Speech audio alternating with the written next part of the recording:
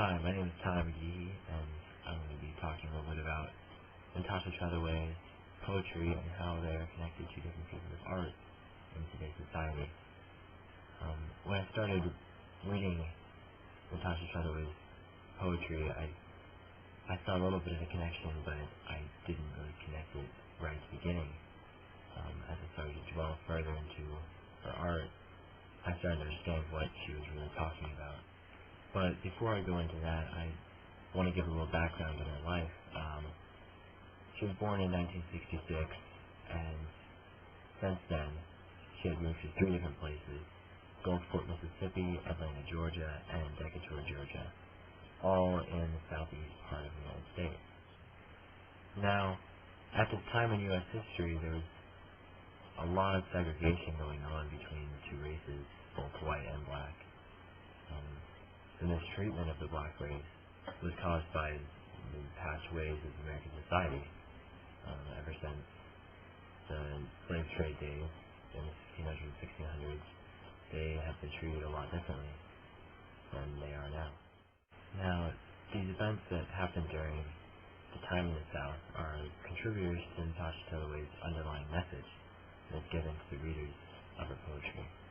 This message is of the segregation and oppression of the women and men of black heritage.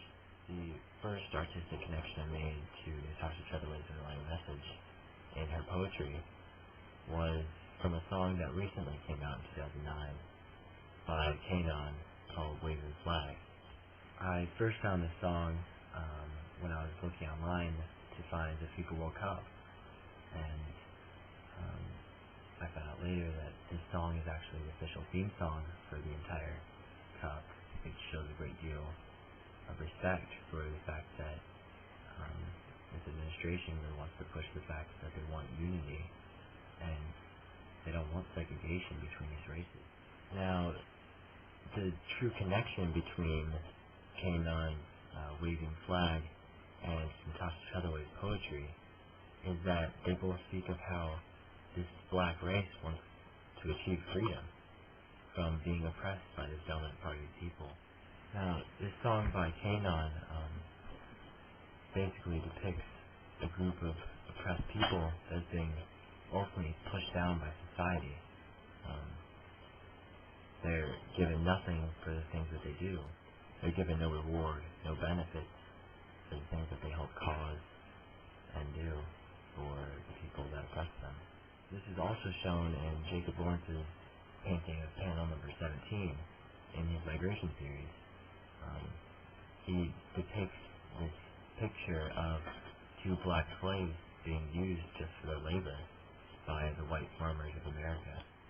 Now, I originally found this painting and even this artist through my English teacher, Mrs. Cronin, when we were just discussing different pieces of art in a classroom. Now, there is a solid connection between Jacob Lawrence's panel number 17 and Natasha Trethewey's poetry by how they both show how slave labor benefits the white population of farmers in America's past society.